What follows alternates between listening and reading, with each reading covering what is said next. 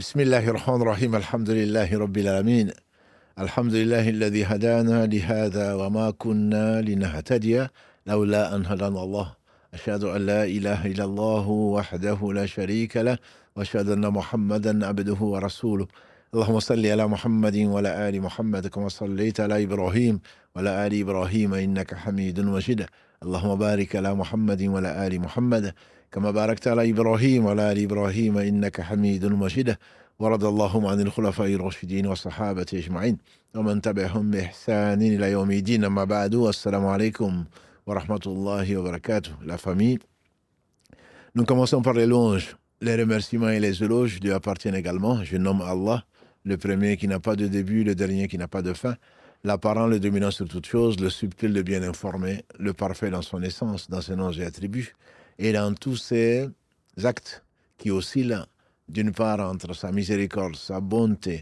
et sa bienveillance vis-à-vis de toutes ses créatures, celui qui nous a créés sans besoin, et sa justice qu'il s'est imposée, et donc qui, elle est basée sur son omniscience, il sait tout, et sur sa sagesse. Il n'y a aucun acte d'Allah subhanahu wa ta'ala qui ne soit basé sur sa sagesse.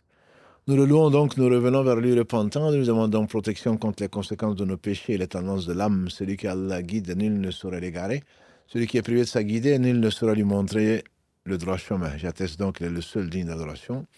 J'atteste de la véracité, de l'exemplarité, de la prophétie de Mohammed ibn Abdillah, qu'Allah bénisse ce prophète, sa famille, ses compagnons, tous ceux qui les auront suivis dans le droit chemin et nous fasse l'honneur d'en faire partie.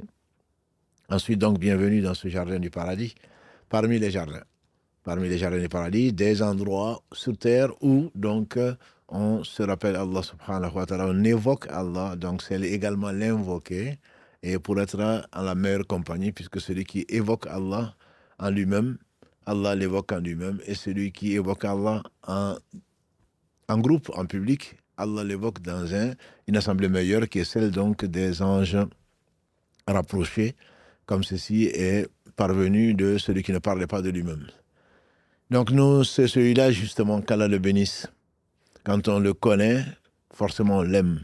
Combien il a souffert. Et comme il a dit, ceux qui ont été les plus éprouvés, ce sont les prophètes. Ensuite, les gens qui sont de plus en plus proches d'eux, d'un point de vue foi. Et en effet, on a vu, au travers de 12 épisodes maintenant, combien Allah subhanahu wa ta'ala l'a choisi. Et qui te dit que Allah t'a choisi, ça veut dire que tu vas certainement, il t'a aimé, il t'a rapproché, et donc il va te purifier, gardant ta foi qu'en lui. Ton amour, que ça lui est destiné. Allah est jaloux, Allah n'accepte pas que l'on aime autre que lui, si ce n'est par lui, si ce n'est à cause de lui. Et donc ce Seigneur subhanahu wa ta'ala a éprouvé le meilleur des hommes, Mohammed sallallahu alayhi wa sallam. La semaine dernière, on a vu qu'après avoir été privé, et on peut se passer de tout le monde sauf d'Allah, après avoir été privé de son oncle, donc Abu Talib, qui malgré tous les efforts de son neveu, Mohammed sallallahu alayhi wa sallam, il croyait en lui, simplement par habitude, par orgueil, dirons-nous, il n'a pas voulu attester de l'unicité d'Allah subhanahu wa ta'ala, pourtant, qu'il a entendu, et que tout le monde sait, qu'on le veuille ou qu'on ne le veuille pas. Et donc, il est mort polythéiste, et on a vu que son sort, et on le verra peut-être un mercredi, par rapport donc aux invocations, par rapport à l'intercession qu'Allah a accordée à Mohammed sallallahu alayhi wa sallam pour son oncle, bien qu'il ne sortira jamais de l'enfer, comme ceci a été promis par notre Seigneur subhanahu wa ta'ala. Mais, comme il a dit au frère de son oncle, donc son oncle Al-Abbas, j'espère, il est dans l'enfer, donc le feu n'atteignant que ses talons, comme il a dit alayhi salatu wassalam.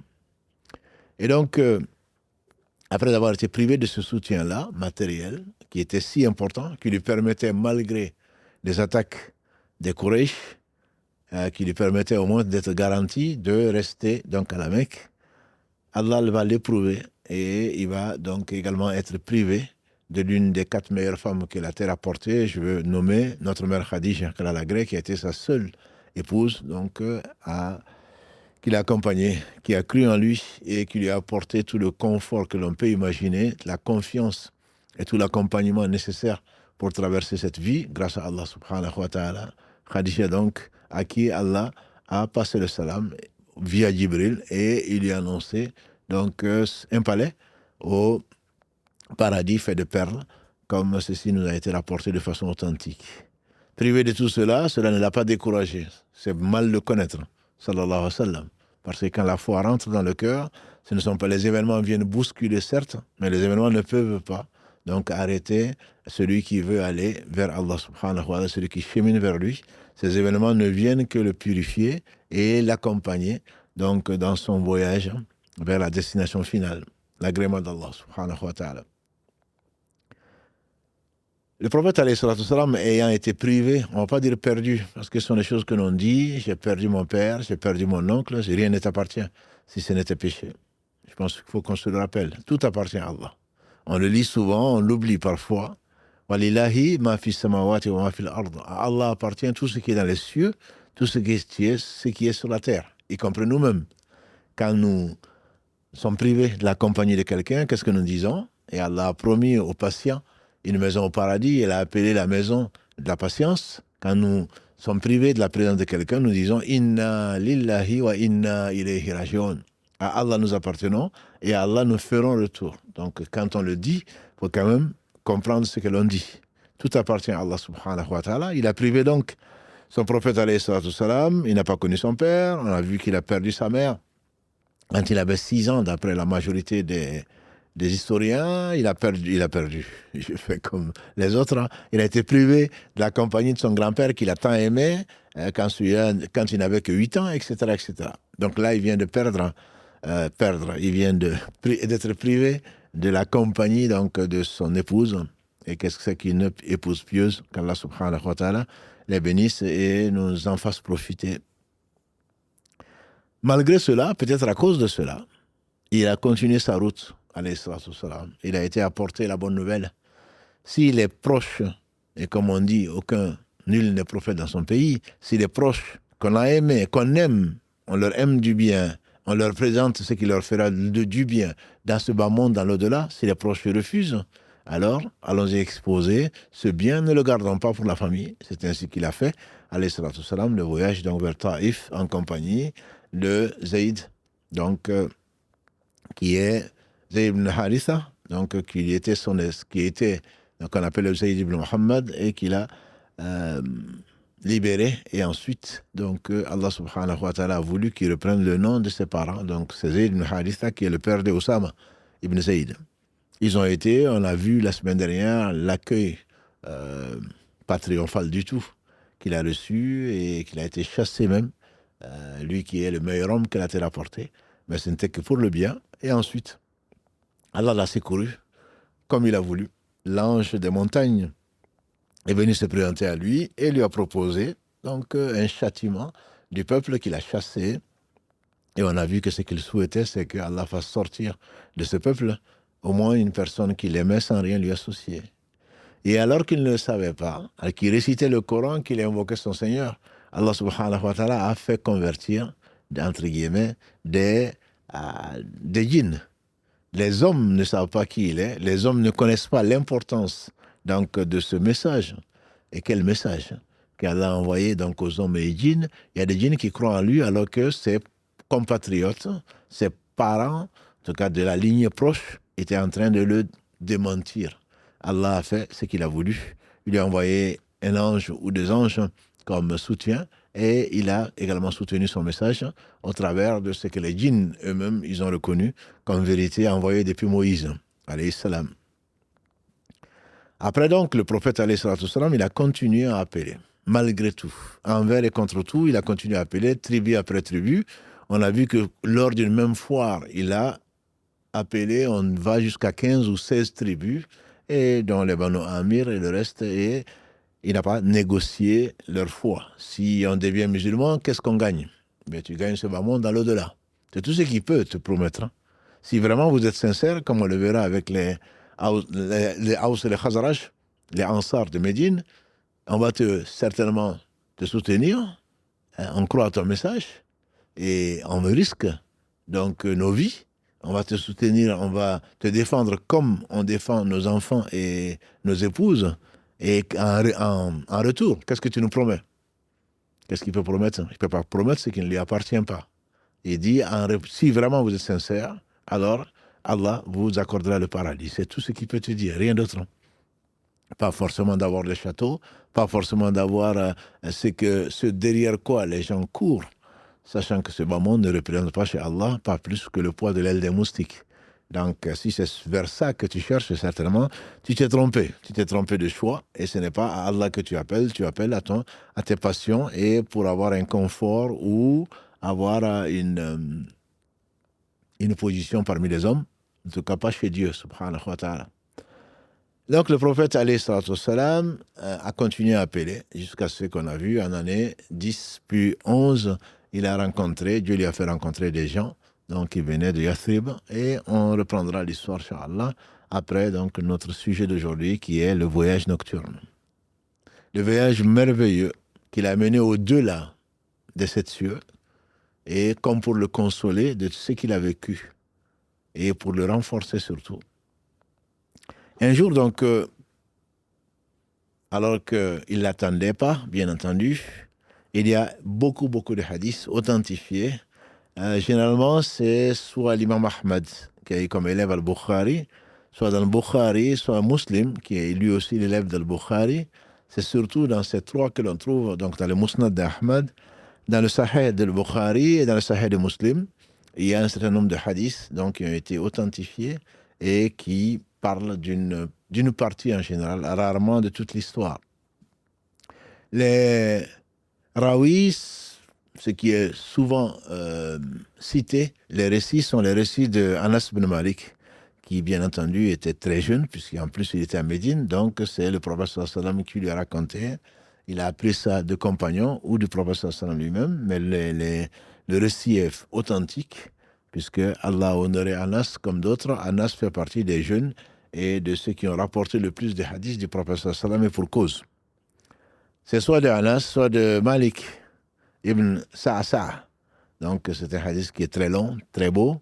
Les hadiths ils sont généralement longs parce que l'histoire elle est belle. Elle est belle et il y a des détails donc qu'il est bon de connaître. Il y a également des récits que l'on rapporte de Abu Huraira, qui n'est rentré dans l'islam que dans l'année 7 de l'Hégire, et donc il a entendu du prophète sallallahu alayhi wa sallam. Et également comme rawi, on a Abu Dhar, qui est connu pour sa dévotion et pour son choix donc du zuhud, donc qui est l'abstinence et une vie assez austère. Il est connu pour cela. Et il y a également Jabir et il y a Abdallah ibn Abbas radiallahu anhuma, le cousin du prophète sallallahu alayhi wa sallam, l'interprétateur par excellence donc du Coran. Allah lui a enseigné ce qu'il lui a enseigné au travers de l'invocation du prophète sallallahu alayhi wa sallam, qui a demandé à son Seigneur et le nôtre de lui enseigner le ta'wil, l'explication ou la compréhension donc de son livre et de sa religion. Donc on ne va pas prendre chacun des récits, on va essayer de les combiner au maximum pour vous donner une idée de ce qui s'est passé cette nuit-là. Qu'est-ce qui s'est passé et quand surtout. On va clore le chapitre du moment. Le moment fait l'objet de divergences. Il y a eu au moins 6 avis que les historiens soulignent. Le premier avis, assez rare, qui est le fait que le voyage nocturne, donc à l'Isra, en arabe, c'est le voyager la nuit, Isra. Mi'raj, c'est donc l'élévation, entre guillemets, comme par des escaliers. Donc on parle de Isra ou le Mi'raj, le voyage nocturne, on va l'appeler comme ça, et l'ascension. On dirait ascension pour Mi'raj, et Isra, donc c'est le fait de voyager la nuit. Et on retrouve notamment dans le premier verset de la sourate qui porte ce nom, à l'Isra, sourate numéro 17, Allah subhanahu wa ta'ala dit Subhanalladhi asra bi abdihi laylan min al-masjid al-haram ila al-masjid al-aqsa. Gloire, pureté à celui qui a fait voyager son serviteur, Muhammad sallallahu alayhi wa sallam, de nuit. Donc, asra bi abdihi. Il a fait voyager son serviteur de nuit, min al-masjid al-haram, de la mosquée donc sacrée ou la mosquée bénie, il y a le masjid al-Aqsa jusqu'à la mosquée la plus éloignée. Donc on verra que c'est celle de Jérusalem. Et la plus éloignée, disent les savants, implique qu'il y avait une mosquée éloignée. Et c'était l'annonce du troisième lieu donc, qui est la mosquée du prophète sallallahu alayhi wa sallam, qui allait être à Médine et qui n'existait pas à l'époque. Allah l'a appelée Jérusalem, la mosquée la plus éloignée. Ça veut dire qu'il y a une mosquée éloignée de la mosquée sacrée, que personne ne connaissait, et qu'il y avait une mosquée plus éloignée encore, donc qui est celle de Jérusalem. On sait que ce sont les 3 lieux où il a été convenu, où il a été encouragé, recommandé de prendre une monture, donc pour aller les visiter avec les valeurs que vous connaissez, comme l'a dit le prophète sallam, une prière dans ma mosquée, donc celle qui n'était pas à l'époque de la révélation. Une prière dans ma mosquée équivaut à 1000 prières dans une autre mosquée, sauf la mosquée sacrée, donc le haram, où il y a la Kaaba, où une prière vaut 100 000 prières. Et donc, ensuite, il a également dit dans un autre hadith que la prière dans la mosquée de Aqsa, la mosquée donc de Jérusalem, vaut une prière de 250 prières dans une autre mosquée, dans la version la plus authentique. Vous pouvez également trouver 500 prières, mais la version la plus authentique, c'est 250 prières au lieu de 500, c'est déjà énorme. C'est déjà énorme. Quand on sait qu'une prière dans une mosquée en dehors de ces 3 vaut 25 à 27 prières, d'après Ibn Omar et Abu Huraira. L'un parle de 27, l'autre parle de 25, peu importe. C'est déjà énorme. Une grâce et une miséricorde d'Allah subhanahu wa ta'ala sur ses serviteurs. Donc je disais qu'il y a 6 avis sur le moment de ce voyage. Quand est-ce qu'il a été fait? L'imam At-Tabari, Abu Ja'far At-Tabari, qui est une des références reconnues du tafsir, de l'explication du Coran, qui est un des maîtres de Ibn Kathir, dit que c'est la première année de la révélation. Mais c'est un avis qui est singulier et qui n'est pas suivi par beaucoup d'autres savants. Ce serait la première année. Un autre avis dit que c'est la 5e année de la révélation. 5e année de la révélation, donc c'est en année -8, si on peut l'appeler ainsi, avant l'Hégire. Donc c'est la 5e année après la révélation. Et le prophète aurait eu à ce moment-là 45 ans, puisque la révélation a été faite quand il avait 40 ans. Et ça, c'est l'avis de l'imam An-Nawawi, qui est assez rare comme avis, mais également qui est l'avis d'Al-Qurtubi, qui est également connu, l'imam Al-Qurtubi, qui est connu également avec Ibn Kathir pour étant l'un des meilleurs interprétateurs du Coran. Mais cet avis également est discutable, plus que discutable dans les 5. Un 3e avis qui est beaucoup plus connu dans nos mosquées, c'est que ce serait le 27 Rajab de l'année 10 de la révélation. Quand on parle d'Isra al-Mi'raj, on entend souvent le 27 Rajab. Et certains, comme certains fêtent Noël, d'autres fêtent le Maulid, d'autres fêtent n'importe quel événement, ils fêtent cet événement-là. Jamais dans l'histoire, ceci n'a été rapporté des meilleurs d'entre nous, la meilleure des générations étant celle donc des compagnons du prophète sallallahu alayhi wa sallam, ensuite celle qui suit, ensuite celle qui suit. Donc il n'y a jamais eu de fête ni de Maulid. On a dit que le Maulid a été fêté pour la première fois dans l'histoire, avec les preuves, que c'était en 691, donc de l'Hégire, pour ne pas dire le 27 Rajab, donc n'a jamais été une date, sauf ceux qui veulent faire la fête, et donc c'est pas ce qui manque surtout dans ces jours que nous vivons. Donc le 27 Rajab de l'année 10 de l'Hégire a été également cité donc comme date parce que certains historiens ont pensé que c'était le 27 Rajab. Voilà 3 avis qui n'ont pas qui ont des fondements sûrement. Hein. L'année 0, l'année 5 et l'année 10. Ce sont des avis donc qui ont été émis et qui ne sont pas pertinents, si on peut l'appeler. En tout cas, ce ne sont pas des avis solides. C'est pas moi qui le dis. Pourquoi? Parce que pendant l'Isra wal-Mi'raj, le voyage nocturne et l'ascension, est connu, cet événement grandiose, est connu pour être, à partir de ce moment, le début des 5 prières. Or, on sait de sources sûres que notre mère Khadija, Lagré, est décédée en année 10 de l'Hégire, pendant le mois de Ramadan. Donc, Rajab étant le 4e mois sacré, c'est le 7e mois de l'année musulmane. Ramadan étant le 9e. Elle est décédée, qu'Allah lui fasse miséricorde et qu'Allah l'agrée, donc pendant le mois de Ramadan de l'année 10 de la révélation. Or, à sa mort, il n'y avait encore que 2 prières par jour, comme on l'a souvent dit, et c'était la prière donc du matin, on dit, et la prière de l'après-midi, du temps des prophètes, alayhi salatu wassalam. C'est après ce voyage merveilleux que la prière, il y a eu 5 prières par jour. Donc, tout ce qui est donné comme date avant Ramadan de l'année 10 n'est pas considéré par les savants historiens, je dis bien historiens, même si on le trouve dans les explications de ce verset en particulier, en citant juste ces avis-là. Tout ce qui est ces 3 avis ne sont pas des avis qui soient pertinents, en tout cas chez les savants.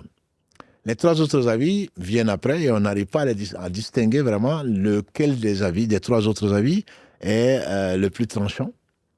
C'est le fait de dire que ça a été révélé 16 mois, donc presque une année et demie avant l'Hégire. Donc cet avis va dire que ce n'était pas Ramadan, c'était plutôt Muharram de l'année 11 de l'Hégire. Un autre avis dit que c'était plutôt 14 mois avant, donc ce qui ramènerait à Ramadan, donc de l'année 11 de l'Hégire. Et un troisième avis qui dit que c'était plutôt 1 an, c'est-à-dire 12 mois. 12 mois et que ce serait Rabi al-Awwal, comme on a mis beaucoup de choses dans Rabi al-Awwal, la naissance du prophète sallallahu alayhi wa sallam, Isra, wal Mi'raj, mais surtout ce qui est certain, c'est qu'il est décédé alayhi salatu wa sallam, soit le 12, soit le 13, un lundi, de Rabi al-Awwal. Donc, certains parlent de Rabi al-Awwal, d'autres parlent de Muharram, donc de l'année 11, et d'autres parlent également de Ramadan, donc de l'année 11. Et donc, le prophète sallallahu alayhi wa sallam était, d'après le hadith de Malik ibn Sa'sa', il était couché donc, dans la Kaaba, on pense dans le Hijra, donc le demi-cercle qui entoure la Kaaba, et on en a parlé pour la construction de la Kaaba, où Allah a voulu, subhanahu wa ta'ala, garder la possibilité pour nous autres musulmans qui ne sont pas des notables, ni des présidents, ni des rois, pour nous permettre de prier quand même dans la Kaaba, tout en étant à l'extérieur de la Kaaba, donc accessible à tout le monde, quand on peut en tout cas. Ce demi-cercle, donc, on dit qu'il était couché, et que il lui a été dit, il a entendu, il était entre l'état de veille et l'état de sommeil. Et il a entendu, non, celui qui est entre les deux. Donc, ils étaient au moins 3 couchés, et lui, il était au milieu. Et donc, dans ce hadith de Malik ibn Sa'sa', l'ange Gabriel alayhi salam est venu, donc il lui a ouvert la poitrine. Il lui a ouvert la poitrine donc, du sternum, le sternum étant donc le point, je pense que vous connaissez physiologiquement, entre les deux côtes, entre les 2 parties donc des côtes, le sternum jusqu'au bas-ventre. On lui a ouvert ça. Dans une version, on l'a lavé avec de l'eau Zemzem. Dans une autre version, c'était un vase qui était chargé de beaucoup de foi et beaucoup de sagesse, donc qui a lavé ce cœur et ensuite l'a remis dans le cœur. Donc il y aurait une ouverture de cœur au moins 2 fois quand il était beaucoup plus jeune avec son frère, donc son frère de lait, et ensuite donc qui a été remis quand il avait 4-5 ans peut-être. Et là, c'était une autre ouverture où on a sorti son cœur, on l'a lavé à l'eau Zemzem ou avec ce vase contenant beaucoup de foi et beaucoup de sagesse. Toujours est-il qu'on a rempli sa poitrine de foi et de sagesse pour qu'il puisse supporter ce qu'Allah va lui offrir comme merveille, comme vision. Et les savants insistent dessus.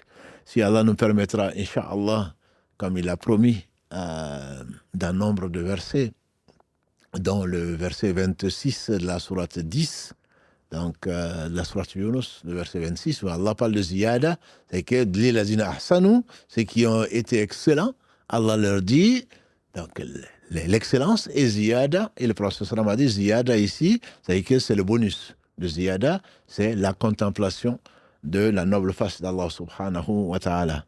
Et donc, ceci veut dire que les savants disent que si Allah subhanahu wa ta'ala, comme il a dit le prophète sallallahu alayhi wa sallam, même les houris, si Allah nous les faisait voir,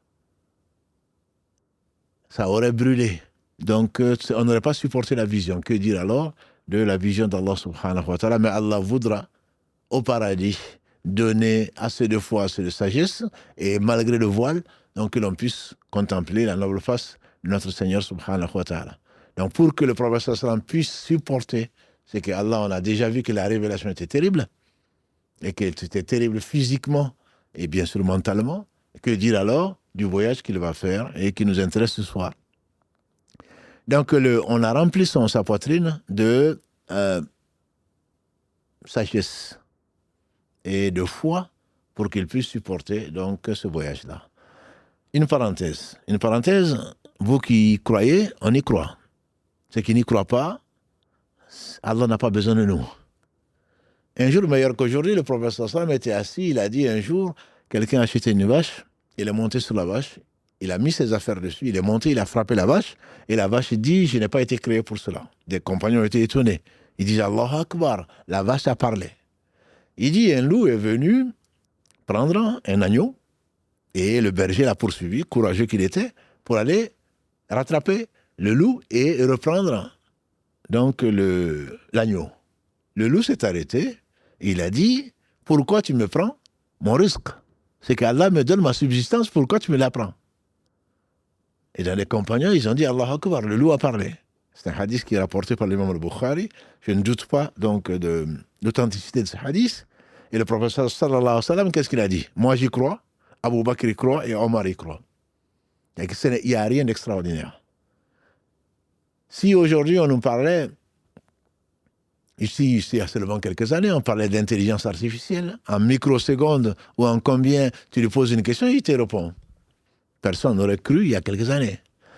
Avant les avions supersoniques, la vitesse de la lumière, c'est quoi? C'est rien. Quand ça a été calculé, quand Dieu a créé ce qu'il a créé et qu'on a su estimer la vitesse de la lumière, toi qui es né de ce que tu ne sais pas, dont tu te souviens en tout cas pas, de la fusion d'un spermatozoïde et d'un ovule, comme je le dis souvent, pour les pseudo-scientifiques, et que quand on te dira qu'il y avait si on te disait à la fécondation qu'il y avait des lives, qu'il y avait de la lumière, qu'il y avait un monde autre, tu aurais dit non. Le fœtus se développe dans trois ténèbres, c'est pas parce que tu ne sais pas que c'est pas possible. Et les orgueilleux, justement, se prennent comme pour ceux qui ne sont pas. Moi, je ne sais pas. Non, ça, c'est pas possible. Pourquoi? Parce que c'est inimaginable. Mais justement, si simplement tu te rendais compte de tout ce qui se passe, le fait d'entendre, amène un Chinois dans cette salle de savoir et culture, et qui nous voit, Mohamed Adda et Karim, qu'Allah les bénisse, en train de faire ce qu'ils font, et avec nous, il va dire, mais qu'est-ce qu'ils font? C'est un miracle, je vous assure, mes frères et sœurs, tout est miracle dans la vie. Le fait d'entendre. Tu ne vois pas qu'il y a des gens qui portent des appareils et qui n'entendent pas, il y a des sourds et des muets. Le fait de voir, le fait de parler, le fait de sourire, le fait de dormir, tout est miraculeux. Simplement, c'est pour des cœurs, des gens qui ont des cœurs. Et donc, nous croyons à ces récits-là. Ah oui, vous y croyez, moi, j'y crois pas. Mais je suis désolé, je ne peux pas mettre la foi là où Allah l'a enlevé. Donc, c'est une question de foi. C'était juste une parenthèse, c'est pour la refermer, pour que on puisse continuer notre voyage ensemble. Celui qui y croit, il y croit, et moi j'y crois. Et celui qui n'y croit pas, ben, je ne peux rien pour lui, sinon des invocations. Donc, le prophète sallallahu alayhi wa sallam, entre sommeil et éveil, on lui a ouvert le cœur, on l'a lavé, on a mis beaucoup de foi et beaucoup de sagesse. Et l'ange Gabriel, donc, l'a fait monter sur Al-Buraq. Buraq voulant dire l'éclair. Al-Buraq, qui tient, c'est un animal blanc, qui tenait entre l'âne, un peu plus grand que l'âne, un peu moins qu'un cheval. On dirait un mulet, si on veut aujourd'hui, et dont chaque pas atteignait l'horizon. C'est facile à Allah. Je ne dis pas que c'est la vitesse de la lumière, mais c'était facile à Allah. Et ça a toujours été facile à Allah. Donc ils sont montés sur cet animal-là, qu'on appelle le Buraq, et en fraction de seconde, on dirait aujourd'hui, sont retrouvés à Jérusalem, à la mosquée de Jérusalem, qui est donc la mosquée des prophètes, alayhi salam, au moins des fils d'Israël. Allah a voulu faire sortir des fils d'Israël, les meilleurs d'entre nous, qui sont les prophètes, alayhi salam. Et le prophète sallam dit, on l'a attaché là où, à l'anneau où les prophètes attachaient leur monture. Donc, il existe encore. Et il est rentré dans la mosquée, il a fait 2 rak'ahs, comme Tahiyat al-Masjid. Dans cette mosquée, il a fait 2 rak'ahs. Ensuite, Jibril lui a présenté 2 récipients, un de lait et un de vin. Et il a choisi le récipient, donc, qui contenait du lait. Et l'ange Gabriel lui a dit, Dieu t'a guidé vers la saine nature, vers la fitra.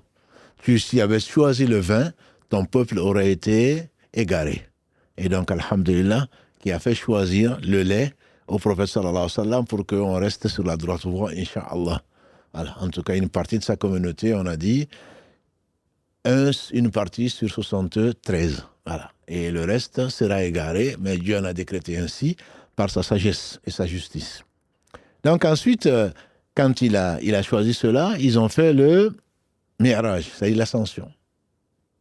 Par quel moyen? Allah seul le sait. On ne parle plus le Buraq à ce moment-là. Dans les récits, on ne parle plus le Buraq. Ils sont montés au premier ciel. Ils sont montés au premier ciel et ils ont demandé la permission. L'ange Gabriel a demandé la permission de franchir le premier ciel. Et on lui a demandé qui c'est. Les cieux ont des portes. Dans la sourate 44, quand l'ange, quand on a pris, nos actes montent vers Allah subhanahu wa ta'ala et les actes franchissent. Et quand l'âme du croyant sort, l'âme du croyant passe par la porte du premier ciel. On lui ouvre. Et les anges se précipitent. Chacun demande à Allah de recueillir cette âme. Ensuite au deuxième, ensuite au troisième, etc. jusqu'au septième. Et Allah dit, inscrivez-le dans le plus haut point, al-Illiyin. Quant à l'âme du non-croyant, l'âme va essayer de monter avant donc l'enterrement, l'âme va essayer de monter, mais la porte du premier ciel ne s'ouvre pas. Et donc l'âme va flotter, rester là en attendant que le corps donc, soit mis sous terre et que l'âme rejoigne ce corps-là et que Nakir et Munkar, alayhi salam, le mettent assis et lui posent donc les 3 questions. Donc là, le prophète sallam est parti avec l'ange Gabriel et l'ange Gabriel lui dit, plutôt demande la permission de rentrer par cette porte-là. Et cette porte, bien sûr, qui a des gardiens qui sont des anges. Les anges demandent qui est là. Il dit c'est l'ange Gabriel, c'est Jibril. Et il n'y a pas de hasard, ils auraient pu ouvrir. Il lui dit, et est-ce que tu es accompagné? Oui, il dit oui, je suis accompagné. Par qui? Par Mohammed. Il pose à nouveau la question. C'est pas parce que c'est Jibril qu'il passe comme ça. Il lui dit, est-ce qu'il a été mandé? Est-ce qu'il a été invité? Il dit oui. Alors, il lui ouvre. Il lui ouvre donc la porte. Les deux rentrent et ils trouvent donc un homme assis. Et à sa droite, si on prend l'ensemble des hadiths, à sa droite, des ombres et à gauche, des ombres. Quand il regarde la droite, il se met à sourire. Et quand il regarde la gauche, il se met à pleurer. Et il dit, sois le bienvenu. Puis, l'ange Gabriel lui dit, salut, cet homme, c'est Adam, votre père. Il salue, il lui répond, il dit, sois le bienvenu, prophète vertueux et fils vertueux, puisqu'on est tous des fils d'Adam, pour ceux qui y croient en tout cas. On est tous des fils d'Adam, et donc il souhaite la bienvenue à un de ses enfants, un de ses fils, et donc avant de partir, le prophète sallallahu alayhi wa sallam, Mohammed, demande à l'ange Gabriel, mais qui sont ces gens et pourquoi il se met à sourire et à pleurer?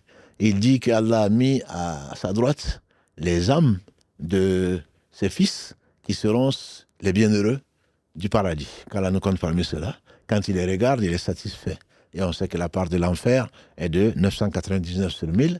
Quand il regarde à gauche, c'est les âmes de ces 999 pour 1000 qui sont à sa gauche. Il en pleure. Il en pleure. Puisque c'est par son oubli que il était au paradis. Et on imagine nous avec, c'est par son oubli donc que nous sommes venus sur terre, éprouvés. Et nous avons accepté, bien sûr, cette épreuve-là. Et donc, quand il regarde à droite, il sourit. Et quand il regarde à gauche, il pleure.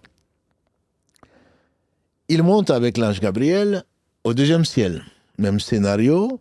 Il demande la permission de rentrer. Qui est là? C'est l'ange Gabriel. Et est-ce qu'il est avec quelqu'un? Il dit oui. Avec qui? Avec Mohammed. Est-ce qu'il a été invité? Oui. on leur ouvre donc la porte du deuxième ciel, et qui est là? Jésus, alayhi salatu wassalam, Ibn Maryam, donc Jésus, fils de Marie, et son cousin maternel, donc qui est Yahya. On dit que Yahya et sa mère donc était la sœur de Maryam. Donc c'est ces deux cousins, Yahya, qu'on appelle en français Jean-Baptiste, et Jésus était au deuxième ciel. Et donc le prophète sallam, dans le hadith d'Abu Huraira, qui nous décrit qui était Jésus, donc Jésus est de taille moyenne, il est rouge, entre guillemets, il a un teint, je veux dire, assez rouge, et il a les cheveux qui tombent plutôt, puisqu'il est encore vivant. Il reviendra avant la fin des temps, il va descendre à Damas, donc entre deux anges, il va rester le temps que Allah sait, et il va tuer l'antéchrist qui va se prendre pour Dieu, il va tuer le porc, il va casser les croix, il va mourir ensuite. Et donc, comme Allah l'a promis, Allah est le seul vivant qui ne meurt pas. Donc, Allah dit dans la sourate 4, verset 157 à 159, ils ne l'ont pas tué, ils ne l'ont pas crucifié, ça a été un faux semblant. Donc, il viendra avant la fin des temps, en tout cas, c'est notre conviction. Confondre donc ceux qui l'ont pris pour Dieu ou demi-dieu ou fils de Dieu, etc. Donc, Jésus, il a décrit comme il était, et Jean-Baptiste qui lui disent « Sois le bienvenu, frère vertueux et prophète vertueux ». Parce que, comme il a dit alayhi salatu wassalam, tous les prophètes sont des frères. Tous les prophètes sont des frères, ils sont de même père et des mères différentes. Donc, tous ceux qui ont été envoyés, on estime leur nombre à 123 000. À chaque peuple, groupement humain, Allah a envoyé au moins un prophète, donc pour leur rappeler l'unicité d'Allah subhanahu wa ta'ala, comme il le dit entre autres dans la sourate les prophètes, dans la sourate des prophètes, وَمَا أَرْسَلْنَا مِنْ قَبْلِكَ مِنْ رَسُولٍ إِلَّا نُوحِي إِلَيْهِ أَنَّهُ لَا إِلَهَ إِلَّا أَنَا فَاعْبُدُونِ. Donc on n'a pas envoyé avant toi, Mohammed, un messager à un peuple sans lui dire il n'y a d'autres êtres dignes d'adoration si ce n'est moi, adorez-moi donc. Ça c'est le verset 25 donc de la sourate 21, et dans le verset 36 de la sourate 16, Allah dit subhanahu wa ta'ala وَلَقَدْ بَعَثْنَا فِي كُلِّ أُمَّةٍ رَسُولًا. On a suscité dans chaque peuple, dans chaque umma, un prophète en train de dire وَلَقَدْ بَعَثْنَا فِي كُلِّ أُمَّةٍ رَسُولًا أَنِ اعْبُدُوا اللَّهَ وَاجْتَنِبُوا الطَّاغُوتَ, en leur disant adorez Allah seul et fuyez les fausses divinités. Donc tous les prophètes sont des frères. Et donc, quand il dit bienvenue, tous les deux, quand ils disent bienvenue, frère vertueux et prophète vertueux, parce que c'est la même religion que Allah subhanahu wa ta'ala a prescrite donc, aux différents prophètes. Ils continuent au troisième ciel, donc ils vont trouver la porte fermée, même question, même réponse. Qui est là? C'est l'ange Gabriel. Est-ce qu'il est accompagné? Oui. Par qui? Par Mohammed. Et est-ce qu'il a été invité? Oui, il a été invité. Il n'aurait pas été invité, il ne passerait pas. Oui, il a été invité, on lui ouvre la porte du troisième ciel et il va tomber sur Youssouf alayhi salam. Donc, comme l'a dit le prophète sallam, on le qualifie en tout cas de le meilleur. Quand on lui a demandé alayhi salam qui est le meilleur, il dit c'est Youssouf, prophète, fils de Jacob, donc petit-fils de prophète qui est Isaac, arrière-petit-fils de l'ami d'Allah, subhanahu wa ta'ala, donc Ibrahim. Et en effet, Allah a rapproché Ibrahim comme il n'a rapproché personne d'autre que Mohammed sallallahu alayhi wa sallam. Ce sont les deux, donc ils sont les plus rapprochés d'Allah subhanahu wa ta'ala. Comme il a dit, alayhi salatu wa sallam, Allah m'a pris comme intime, comme il a pris Ibrahim comme intime. Et Ibrahim, Allah dit subhanahu wa ta'ala, dans la sourate 4, verset 125, « Wa takhadha Allahu Ibrahim khalila » et Allah a pris Ibrahim comme un intime. Donc là, il va rencontrer Youssouf et il dit il a la moitié de la beauté. Donc c'est les beaux gosses ou ceux qui se prennent pour ceux qui ne sont pas. Youssouf a la moitié de la beauté de toute l'humanité. C'est très beau et on comprend mieux pourquoi la femme de l'Aziz n'a pas pu résister. Il lui a proposé l'interdit et Allah l'a sauvé, Allah l'a préservé. Comment on peut le trouver donc dans la sourate qui porte son nom, la sourate numéro 12. Qui lui dit sois le bienvenu, frère vertueux et prophète vertueux. Ensuite, il continue, au quatrième ciel, la porte fermée, qui est là, c'est Jibril, Est-ce que tu es en compagnie de quelqu'un? Oui, Mohammed. Est-ce qu'il a été invité? Oui. On lui ouvre et là, il va trouver donc Idriss au quatrième ciel. Et on fait allusion donc au verset 57 de la sourate Maryam. Et Allah dit, وَرَفَعَهُ مَقَامًا عَلِيًّا, on l'a élevé à une position très élevée. Donc là, c'est le quatrième ciel. Donc il va trouver Idriss qui va lui dire, sois le bienvenu, prophète vertueux et frère vertueux. Ils continuent, ils vont aller au cinquième ciel, porte fermée. Et qui est là? C'est Jibril. Est-ce qu'il est accompagné? Oui. Par qui? Par Mohammed. A-t-il été invité? Oui. Alors, ils vont lui ouvrir la porte, ils vont trouver là le frère de Moussa, Haroun. Haroun était, donc, ils l'ont trouvé au cinquième ciel, qui va lui dire, sois le bienvenu, frère vertueux et prophète vertueux. Ils continuent leur route, ils vont arriver à Moussa.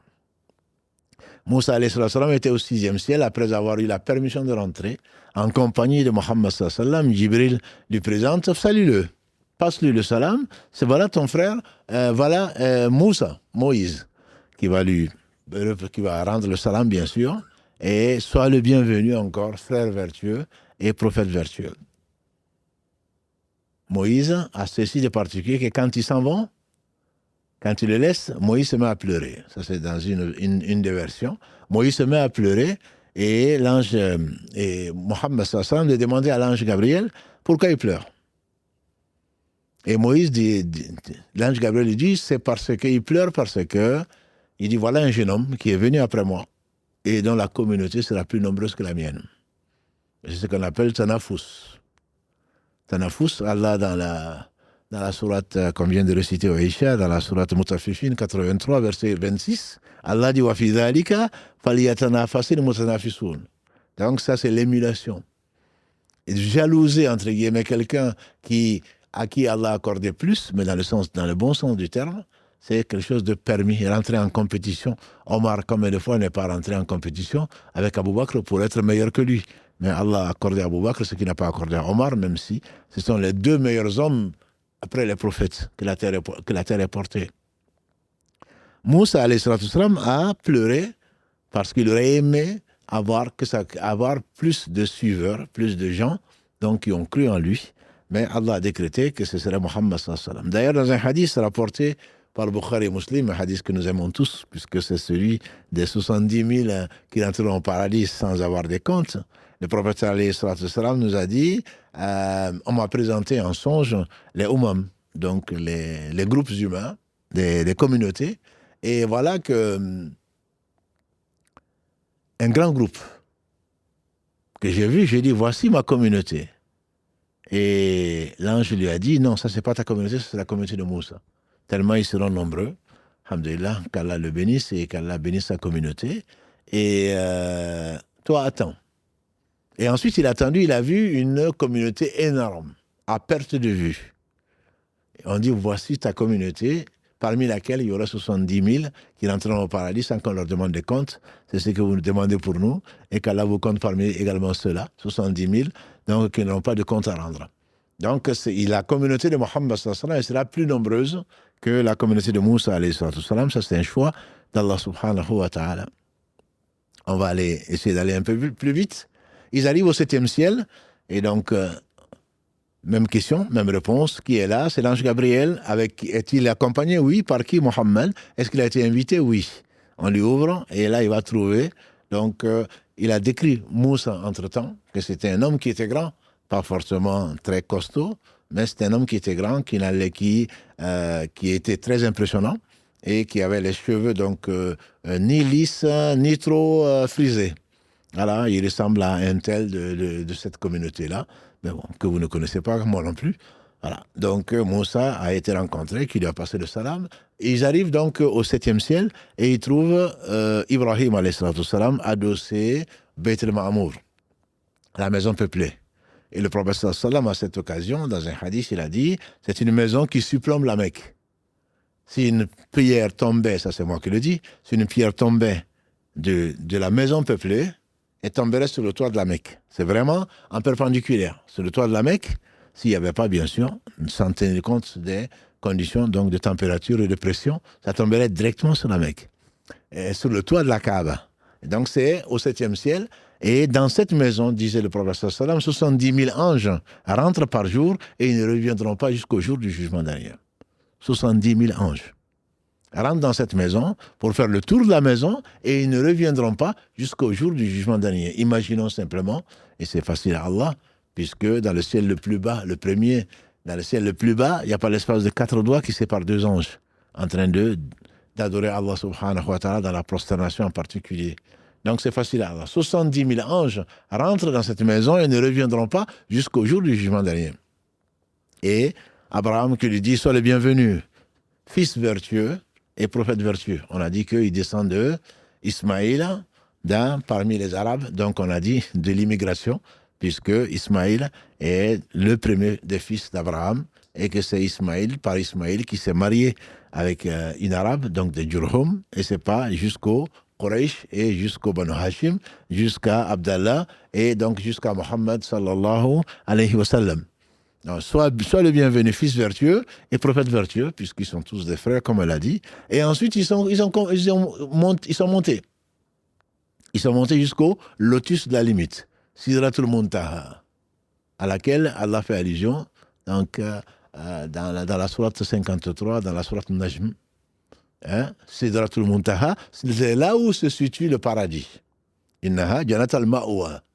Allah dit donc, c'est là où, le 7e ciel, c'est à ce niveau-là que se trouve le paradis. Et ce paradis, bien entendu, Sidratul Muntaha, c'est ce qu'on traduit par le lotus de la limite. L'ange Gabriel lui dit, monte. Personne d'entre nous ne peut dépasser, puisqu'on l'appelle Muntaha. C'est là où on s'arrête. Personne ne peut dépasser ça. Si moi j'ai dépassé ça, mes ailes allaient brûler. Et donc, c'est là où Allah subhanahu wa ta'ala lui a montré un certain nombre de choses dans le paradis, avec des coupoles en perles, avec tout le reste, avec 4 fleuves, donc, dont 2 apparents et 2 souterrains. Les 2 souterrains viennent du paradis et les 2 apparents, a-t-il dit, c'est le Nil et l'Euphrate. Et donc, le lotus a manifesté des couleurs indescriptibles. Et il dit que les feuilles du lotus ressemblaient à des oreilles d'éléphant. Quant aux fruits donc, du lotus, c'était comme des jarres. C'est quelque chose qu'on ne peut pas décrire. Que si on sait que le paradis, c'est ce qu'aucun n'a vu, aucun n'aurait entendu parler, dont même l'imagination n'est passée dans l'esprit de personne. Donc, il est arrivé au lotus de la limite et l'ange Gabriel a dit, toi monte. Dépasse ce niveau-là parce que tu as été invité. Aucun d'entre nous ne peut dépasser ce niveau. C'est là où Allah subhanahu wa ta'ala donc, lui a révélé ce qu'il lui a révélé, entre autres, les 50 prières par jour. 50 prières par jour, soumis comme il a été, Allah l'appelle son serviteur, c'est-à-dire celui qui a abandonné sa volonté propre pour que la volonté d'Allah soit sa volonté elle-même. Voilà le soumis, voilà le serviteur, modèle. C'est pour cela qu'Allah, quand il l'honore, et comme dans ce premier verset de la sourate 17, il dit Subhanalladhi asra bi abdihi. Gloire, pureté à celui qui a fait voyager de nuit son serviteur. Comme si mon serviteur exclusif. C'est moi qui l'ai purifié. On est tous serviteurs d'Allah, bien sûr. Ibad Allah. On est tous serviteurs d'Allah. Mais abdihi qui a fait voyager son serviteur, qui a accepté de se soumettre entièrement. De se soumettre entièrement. Et dans la sourate qui suit, la 18, Allah dit Alhamdulillahi alladhi anzala ala abdihi al-kitaba wa lam yaj'al lahu iwaja. Dans le verset 1 de la sourate 18, Allah dit louange, remerciement et éloge à celui qui a envoyé sur son serviteur le livre dans lequel il n'y a pas de tortuosité. Son serviteur. Quand Allah aime quelqu'un, il l'appelle mon serviteur. Et donc, Muhammad sallallahu alayhi wa sallam, Allah lui a donné la possibilité d'être un roi, comme Suleiman ou comme son père Daoud, tout en étant prophète. Ou alors d'être un prophète tout en étant soumis, en étant un serviteur. Il a préféré donc être un serviteur d'Allah tout en étant prophète. L'humilité, la modestie doit accompagner donc la foi. Il a choisi donc d'être un serviteur d'Allah et surtout pas un roi de ce bas monde, et il sera honoré dans l'au-delà, comme Allah l'a honoré dans ce bas monde, n'en déplaise aux ennemis de Dieu, ennemis d'eux-mêmes, il sera honoré. Donc ici-bas, comme il n'y a pas de terre aujourd'hui où on n'entend pas Ashhadu an la ilaha illallah, Ashhadu anna Muhammad Rasulullah, ça n'existe pas. Ça n'existe pas. partout, sans compter tous ceux qui chantent les louanges d'Allah subhanahu wa ta'ala, même s'ils ne comprennent pas. Aujourd'hui, il n'y a pas de terre où on n'entend pas. J'atteste que Allah seul mérite l'adoration. J'atteste que Mohammed est son messager. Allah a élevé son nom, a associé son nom au sien, subhanahu wa ta'ala. Lui qui n'a besoin de rien. 50 prières par jour. 50 moments particuliers où tu n'as pas besoin de rendez-vous. Allah les fixe 50 fois par jour. Tu viens mon serviteur pour te purifier tes péchés, pour que je te rapproche, pour que je te console. 50 fois. Bien sûr que le serviteur modèle qu'il fut n'a pas hésité. Il est redescendu avec ça comme cadeau. Mais Allah est bien plus généreux qu'on ne l'imagine. Ici, on va aller directement au 6e ciel, sans passer par le 7e. On est certainement passé par le 7e, mais on va s'arrêter au 6e. Allah le fait rencontrer Moïse, qui lui dit, mon frère Mohammed, qu'est-ce qu'Allah t'a donné comme cadeau? En effet, si tu savais ce que c'est la prière, tu considérais ça comme un cadeau. Il n'y a pas meilleur cadeau que la prière. C'est l'acte le plus aimé d'Allah subhanahu wa ta'ala. Qu'est-ce qu'il t'a donné comme cadeau? Il a dit, il m'a donné 50 prières par jour. Il a dit, remonte, va demander des réductions. Comme j'ai quitté les fils d'Israël, et pourtant j'en ai l'expérience, j'ai beaucoup insisté, ils ne pourront pas supporter 50 prières par jour. Qu'Allah bénisse Moïse, alayhi salatu wassalam. Le prophète sallallahu alayhi wa sallam est remonté, et Dieu lui dit, dans le hadith, dans la version de Anas, radiallahu ta'ala, c'est 5. Il a réduit 5. Dans une autre version que nous rapporte Qatada, qui est un épigone, d'après encore Anas, c'est 10. Peu importe.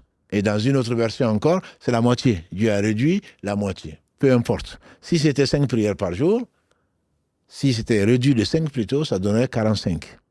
Il est redescendu, Allah lui a fait par miséricorde rencontrer Moïse encore.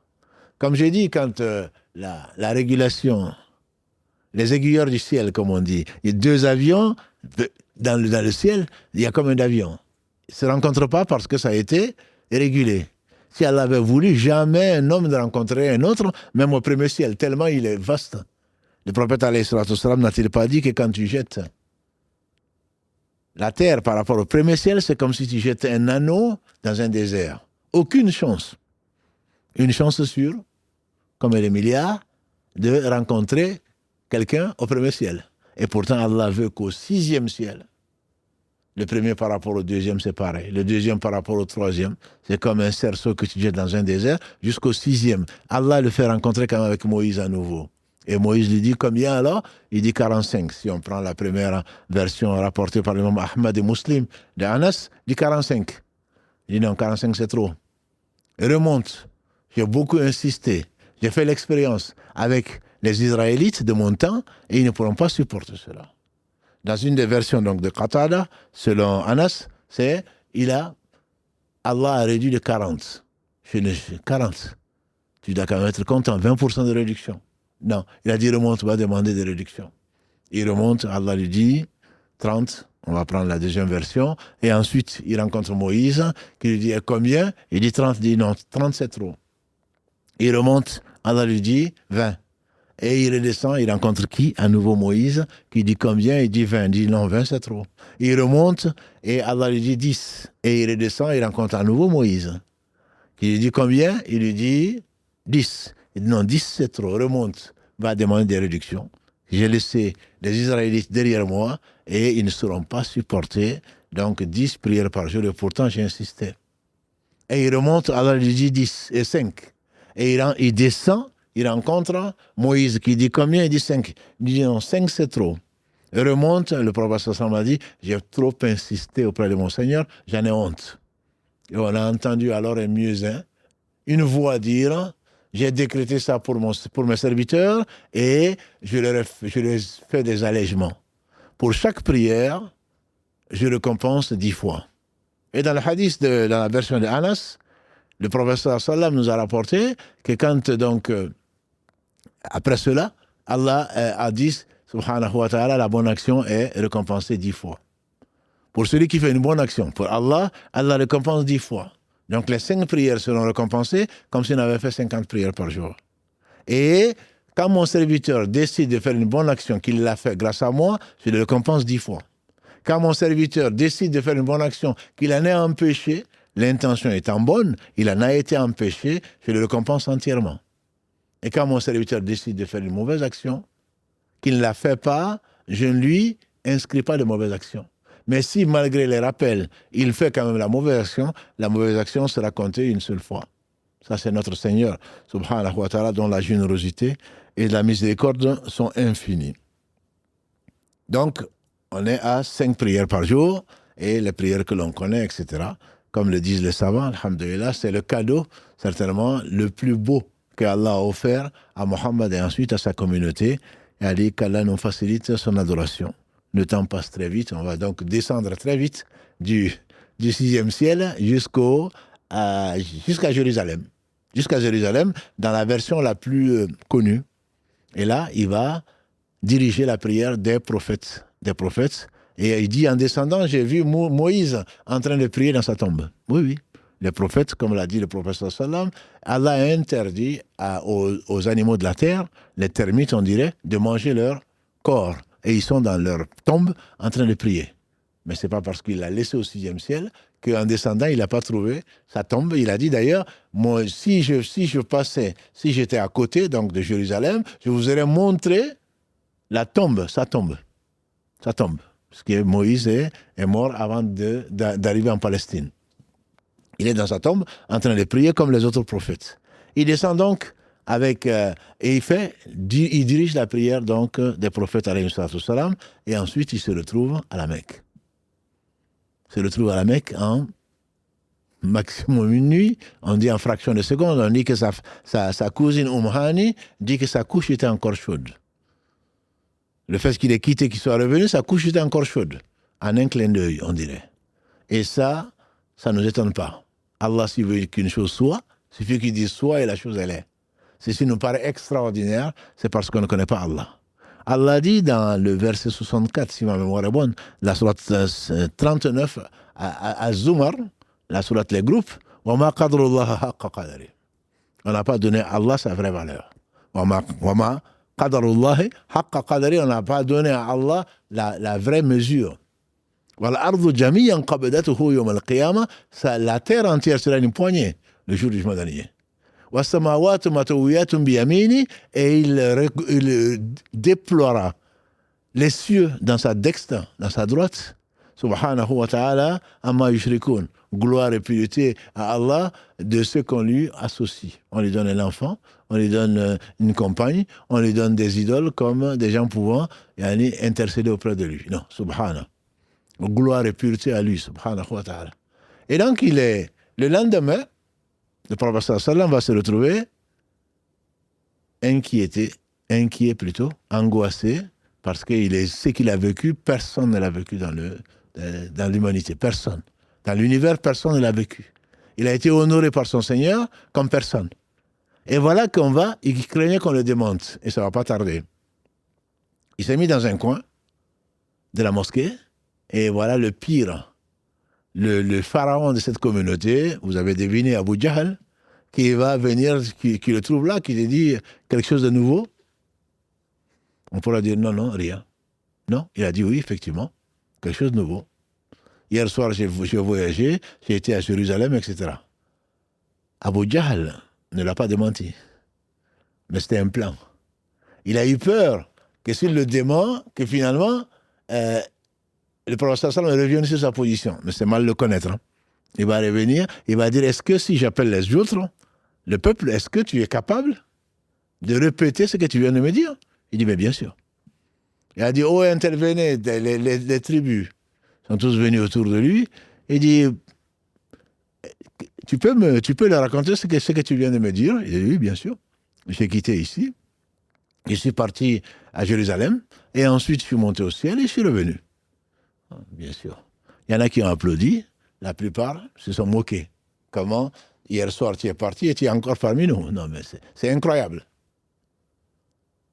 Et Allah est généreux. Allah est puissant. Il y en a qui avaient vu Jérusalem. Ils avaient vu Beit al-Maqdis. Ils avaient vu la mosquée. Il dit, décris-nous la mosquée. Le prophète sallam a dit, je fus pour un court temps comme confus. Et Allah m'a ramené Jérusalem.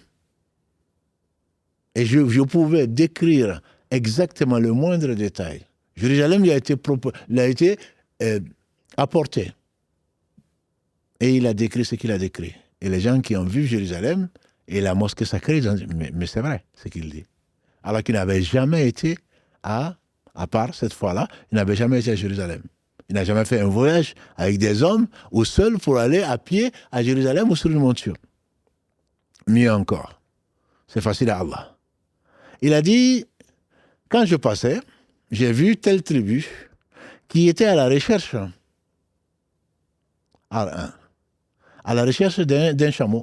Quand je suis passé, il n'y avait personne. Ils étaient à la recherche d'un chameau et en fait, ils avaient un récipient, il y avait de l'eau et j'en ai bu. Ils ont demandé, oui. Ils ont dit, mais c'est un miracle, c'est pas possible. Il a dit, j'ai vu également, quand j'ai survolé, j'ai vu une autre tribu et dès que les chameaux m'ont vu, ils ont tous fui, sauf un chameau rouge. Sauf un chameau rouge qui avait donc des traces blanches. Quand on a raconté ça, ils ont dit oui, c'est vrai. Et alors, notre caravane, il dit, votre caravane est en route. Elle est à ce qu'on appelle aujourd'hui, connu au nom de Masjid Aïcha. À Tamaïn, il est à ce niveau-là, c'est-à-dire non loin de la Mecque. Et devant la caravane, c'est un chameau blanc avec des traces noires qui est devant et qui va apparaître. Et effectivement, on voit un chameau qui apparaît devant les autres chameaux. Et qui est blanc, bien sûr, avec des taches noires. Et Walid ibn Mughira et d'autres notables, ils disent, non, mais celui-là, c'est un sorcier ou c'est un magicien. Comment il peut faire ça? C'est un magicien. Et voilà que le chameau apparaît, et il n'y a pas que cela. Et donc, les gens faibles d'esprit vont voir Abou Bakr, et Abou Bakr, tu n'as pas entendu ce qu'a dit Mohammed? Qu'est-ce qu'il a dit? Il a dit qu'il a quitté hier soir la Mecque, il est parti à Jérusalem, il est monté aux 7 cieux, et il est redescendu. Il a dit, s'il a dit, c'est que c'est vrai. S'il l'a dit, c'est que c'est vrai. Matin et soir, des révélations lui sont faites, j'y crois. Pourquoi? Je ne vais pas croire à cela. On dit que c'est à cette occasion, et Allah honore qui veut, qu'on l'a appelé Abou Bakr as-Siddiq. Abou Bakr, le très véridique. Et très certainement, après les prophètes, c'est le meilleur homme que la terre a porté. Et parmi les compagnons du prophète sallam, c'était l'homme le meilleur de ceux-là. Et qu'Allah en a fait le calife du prophète sallam. C'est comme ça qu'on l'appelait à l'époque, avec Omar ne parle donc de Amir al-Mu'minin, le chef des croyants, puisque vous êtes croyants, et moi je suis votre responsable, on l'appelait le califat de Rasoulillah, sallallahu alayhi wa sallam, du temps d'Abou Bakr, on l'appelait, court temps, moins de 2 ans, on l'appelait donc le remplaçant du messager d'Allah. Et finalement, Omar ibn Khattab a donc aboli cette appellation. Ne m'appelez pas le remplaçant du messager d'Allah, appelez-moi tout simplement l'amir des croyants. Vous êtes des croyants et moi je suis votre amir.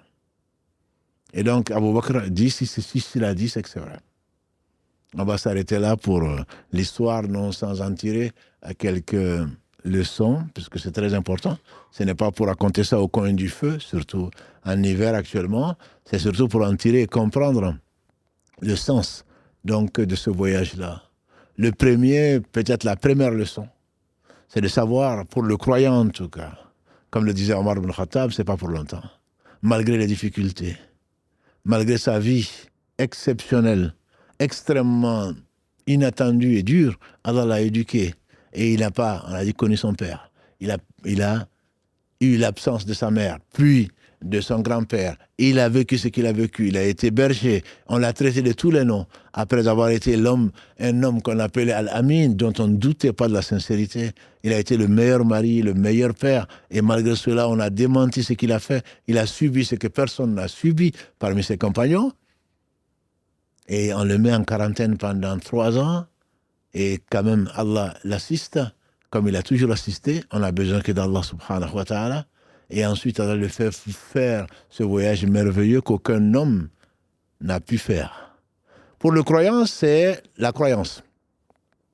Le fruit de la croyance, la patience. Quand on croit, on sait qu'après ce bas monde-là, ce bas monde ne représente pas grand-chose, pas plus, comme l'a dit le prophète sallam, pas plus que quelqu'un qui met son doigt dans la mer, qui retire son doigt et qui voit ce qu'il a emporté avec lui. Ce bâton ne représente pas plus que ça, pas plus qu'un chevreau mort. Et donc, c'est cette croyance qui permet d'accepter et de supporter quelques vicissitudes qui ne sont destinées qu'à une chose, renforcer la foi. C'est que c'est la vie de l'au-delà, qui est la vie éternelle, qui doit amener le croyant à supporter ce qu'il supporte. Et ce n'est rien. Si ça ne veut pas passer, dirait quelqu'un que j'aime beaucoup, ça ne veut pas passer, ça n'a pas à venir. Tout événement va passer. Et ensuite, tu vas récolter, on espère, les fruits au jour du jugement dernier. Et donc, il y a une vie après la mort, qui est une vie qui est éternelle, qui commencera avec la mort, dans la tombe, et ensuite pour l'éternité. Donc ça, c'est quelque chose d'extraordinaire. Si le croyant, le symbole même de ça, malgré, avec la difficulté, il y a une facilité. Avec la difficulté, inna ma'al usri yusra. Inna ma'al usri yusra. Avec la difficulté, quelle qu'elle soit. On dit que les bébés, si ils n'étaient pas bébés, ils n'auraient pas supporté la pousse de dents. Quand on a une rage de dents, on dit que c'est insupportable. J'ai jamais eu autant mal. Et pourtant, c'est passé. Pas forcément parce que tu as visité le dentiste. C'est passé. Qui d'entre nous n'a pas vécu ce qu'il a vécu? Et que ce n'est qu'un triste souvenir, si on peut l'appeler triste. Et donc ça, c'est une des leçons fondamentales. Allah lui a montré, c'est comme s'il n'a jamais souffert. Quand Allah te récompense, après la difficulté, tu as l'impression que tu n'as jamais souffert. Ça, c'est une des leçons. Une autre leçon, c'est que la vérité, comme on l'a dit souvent dans ce live, tu n'es qu'un messager, tu ne fais que transmettre. D'Allah vient la révélation. Le messager n'est chargé que de transmettre et à nous d'y croire.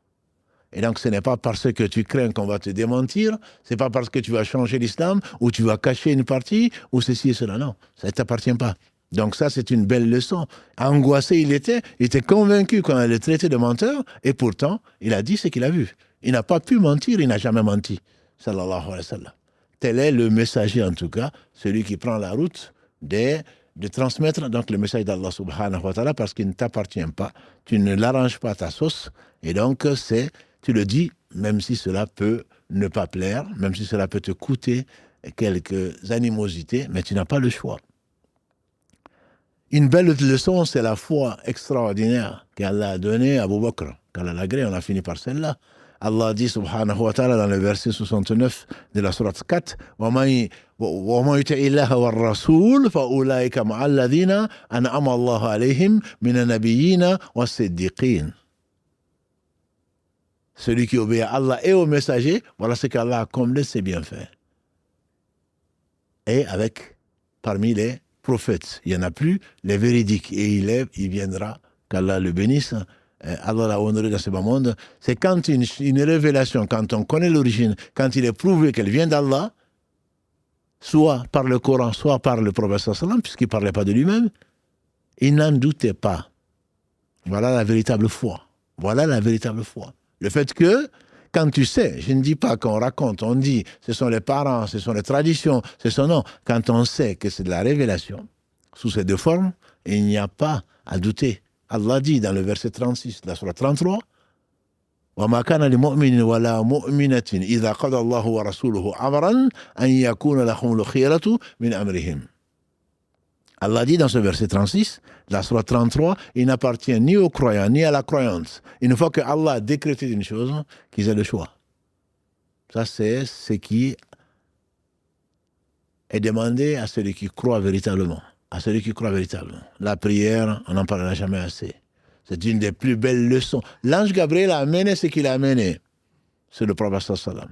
Que ce soit le jeûne du mois du Ramadan, que ce soit la zakat, que ce soit le pèlerinage, que ce soit ce que l'on veut, la prière a été donnée directement au prophète sallallahu alayhi wa sallam. Si la prière est bonne, au jour du jugement dernier, Allah dit « j'accepte tout de mon serviteur. J'accepte tout. » Pourquoi? Parce que la prière empêche les choses blâmables et des turpitudes. Verset 45 de la sourate 29. « Inna salata tanha anil fahsha'i wal munkar. » Si tu as vraiment prié, tu es en relation avec Allah subhanahu wa ta'ala. Le prophète sallallahu alayhi wa sallam, bien qu'Allah lui ait pardonné ses erreurs qu'il aurait pu faire, passées et à venir, il priait jusqu'à ce que ses jambes étaient enflées, ses pieds étaient enflés. On m'a fait aimer de votre bas monde, a-t-il dit, 3 choses. Parmi ces 3, la prunelle de mes yeux, celle à laquelle je tiens le plus, c'est la prière. Donc la prière, c'est un privilège de s'adresser directement à Dieu sans intermédiaire. Et Allah subhanahu wa ta'ala te comblera, t'apaisera, et très certainement tu ne seras pas malheureux dans ce bas monde, même si tu peux être triste. C'est une preuve, et tu ne regretteras pas. Et il récompense donc ta prière de 25 à 27 fois si tu pries en groupe, et multiplié par 10, chaque prière est récompensée 10 fois, et que dis-je? Allah subhanahu wa ta'ala est bien plus généreux sans compter que ton comportement. Allah t'aura rapproché, Allah t'aura aimé au travers des œuvres qu'il a rendues obligatoires, et quelle belle œuvre que la prière. Un autre enseignement de ce voyage, je parle de la toute-puissance d'Allah subhanahu wa ta'ala. La toute-puissance d'Allah subhanahu wa ta'ala, il a montré à Ibrahim, alayhi salatu wassalam, dans le verset 75 de la sourate 6, il a montré quelques signes. Malakutu samawati wal ard, pour qu'il soit quoi? Parmi les muqinin, parmi les gens qui ont la certitude. Il a dit dans la sourate Taha à Moussa, quand il a donné quelques signes, pour qu'il ait la quoi? Pour qu'il ait la certitude. Le croyant qui observe, qui médite, voit partout des signes d'Allah subhanahu wa ta'ala. Et ces signes sont faits pour quoi? Sont faits pour que la foi se renforce. Liyazdadu imana ma imanihim. Au travers, chacun d'entre nous a vu des signes, et les signes ne viennent pas de nous, ils ne viennent même pas des prophètes. Les signes sont des miracles que Allah a donnés aux prophètes pour que les gens croient en leur mission, en tout cas pour qu'il n'y ait pas d'excuses vis-à-vis de ce qui a été révélé. Quant à nous, c'est pour nous renforcer. Et un 46e de la prophétie, comme on a vu, c'est les rêves pieux. Mais il n'y a pas que les rêves pieux. On ne fait pas l'istikhara, la prière consultation, pour avoir des rêves pieux. Non. Allah sait tout ce qui n'est pas si ça avait été ce que ce serait, parce que ta foi est faible. Allah t'envoie parfois des signes pour te réconforter, parce que tu en as besoin. Si tu n'en as pas, Allah t'aura réconforté par d'autres signes que tu vois ou que tu ne vois pas. Il y a dans les cieux. Wa fi anfusikum afala tubsirun, dans la sourate 51. Wa fi samai rizqukum wa ma tu'adun. Fa wa rabbi samai wal ard innahu lahaq. Dans les cieux, sur la terre, il y a des signes partout. Ces signes sont quoi? Subhanallah. Tu viens de constater que tu es faible. Tu viens de constater que Allah t'a sauvé. Tu viens de constater que là où tu n'attends rien, Allah est présent, subhanahu wa ta'ala, par son nom, par sa science. Qu'Allah est omnipotent. Il fait ce qu'il veut. Il n'a besoin de rien. Et s'il a mis une sunna, une façon, il faut se marier pour avoir des enfants, il faut chercher de la nourriture, il faut manger pour résister. Mais Allah, les anges ne mangent pas, ils ne boivent pas. Si Allah voulait, on n'aurait pas besoin ni de manger ni de boire. Les signes sont partout. Simplement, nous sommes très peu observateurs, très peu reconnaissants. Et c'est pour cela qu'on ne peut pas remercier Allah. Tant soit peu, on ne peut pas. Et si pour cela, comme il le dit, subhanahu wa ta'ala, si Allah s'en prenait aux gens pour ce qu'ils ont fait, il n'aurait pas laissé sur la terre un seul être vivant. Verset 45 de la sourate 35, verset 61 de la sourate 16, parce que comment tu vas justifier le fait de respirer, de regarder, de boire, de manger, de dormir, d'aller aux toilettes, de tout. Chaque acte qui existe, que Allah te fait faire, mérite que tu le remercies. Et nous, on est très peu reconnaissants. Il y a bien d'autres enseignements, le temps passe. Je ne vais pas vous retarder, notamment Mohammed, pour nous poser des questions dessus. Il y a bien d'autres choses. Je finirai par ce que le prophète sallam, Allah lui a fait voir comme châtiment des désobéissants, comme ceux qui mangeaient de biens des orphelins, ceux qui les attendaient. Le prophète sallam a dit, je les ai vus en train de consommer des boules de feu qui sortaient par l'anus. Les gens qui faisaient la riba, des maisons entières, et le châtiment qui les attend. Les gens qui ont fait la fornication, je les ai vus. Les gens qui faisaient de la perversité, je les ai vus accrochés par les seins ou par leur poitrine, etc., etc. C'est une réalité. Si Allah lui a montré tout ça, c'est pour nous mettre en garde. C'est pas pour autre chose. Il a vu au paradis ce que on ne saurait imaginer. Il ne peut même pas décrire. C'est que la promesse d'Allah est vraie, dans les deux sens. Que celui qui trouve du bien, qui remercie Allah. Et que celui qui est dans le péché, qui remercie Allah de l'avoir averti, surtout de nous avoir accordé un peu de temps pour revenir vers lui, subhanahu wa ta'ala. Et Allah aime les gens qui sont repentants. Grâce à lui, c'est Allah qui vient vers toi pour que tu puisses revenir vers lui. Et Allah tend la main, dit Abu Huraira, de ce qu'il a entendu du prophète sallallahu alayhi wa sallam, Allah tend la main, sa main bénie, au pécheur de la nuit pour lui pardonner le matin. Au pécheur du matin ou de la journée pour lui pardonner la nuit. Et ça, tant que le soleil ne se lève pas de son occident ou tant que l'âme n'a pas atteint le gosier. Donc il y a énormément d'enseignements. On va s'arrêter là, Inch'Allah, pour prendre vos questions. Barakallahu fikum. Subhanakallahumma hamdika. Ashhadu an la ilaha illa anta. Astaghfiruka wa atubu ilayk. Oui, salam alaikum, Cheikh Barakallahu fik. Alhamdulillah pour cette très très belle histoire et tous ces enseignements qui en ressortent. Salam alaikum à nos frères, nos sœurs, encore très très très nombreux ce soir sur les différents réseaux. Barakallahu fikum pour votre fidélité. Amin pour les différentes doigts que vous nous envoyez. Alhamdulillah, barakallahu fikum, ça nous touche vraiment. Et Inch'Allah, on va continuer. Donc, on a quelques questions qui ont été posées, des questions intéressantes, cher, malgré que les gens sont restés quand même assez sages à écouter la belle histoire. La première question, c'est par rapport quand donc ils montent les 7 cieux et les différents prophètes alayhim salam qui se trouvent dans chacun des cieux. Pourquoi en fait c'est Adam alayhi salam qui est au premier ciel et c'est pas Isa ou Moussa, et pourquoi c'est Moussa qui est au 6e ciel par exemple? Est-ce que c'est un choix qui a été qui est explicable en tout cas? C'est pas lui qui a choisi. Donc c'est pas lui qui a choisi, mais c'est Allah qui a choisi. Il n'a fait que décrire. Il n'a fait que décrire ce qu'il a vu. Et donc, Adam est au premier ciel, il n'y a pas de hadith qui contredit cela. Et Ibrahim est là au 7e ciel. Donc, il n'y a pas de discussion dessus. Voilà. Et donc, je dirais plutôt, Allah dit dans le verset 23 de la sourate 21, il n'est pas interrogé sur ce qu'il fait. Et nous, on est interrogés. Donc, ce sont des questions. Si je te disais que, oui, en fait, Adam est au premier ciel parce que ça commence par A, j'aurais menti sur Allah. Et Zacharia, il est au dernier ciel parce que c'est un Z. Non, ça n'existe pas. Allah a décrété comme ça et c'est comme ça, on l'admet tel que, et ça ne change rien au contenu. Voilà, donc Allah élève qui il veut, il rabaisse qui il veut, il a mis à différents niveaux, ce que l'on sait, en tout cas, c'est qu'il a rencontré ces prophètes-là, qu'il a ensuite retrouvé, et il a dit, j'ai reconnu Moïse, à Jérusalem quand on priait, et c'est entre autres leçons effectivement que j'avais oubliées, Shaitan me l'a fait oublier, c'est cette sacralité donc de ces trois mosquées dont j'ai parlé, le rapport entre Jérusalem et l'amour que les croyants doivent avoir pour cette mosquée, qui est la mosquée des prophètes, et que Allah subhanahu wa ta'ala a honoré. Et le prophète sallallahu alayhi wa sallam a dit entre Jérusalem, entre la mosquée Quds et celle de la Kaaba, il dit qu'il y a eu 40.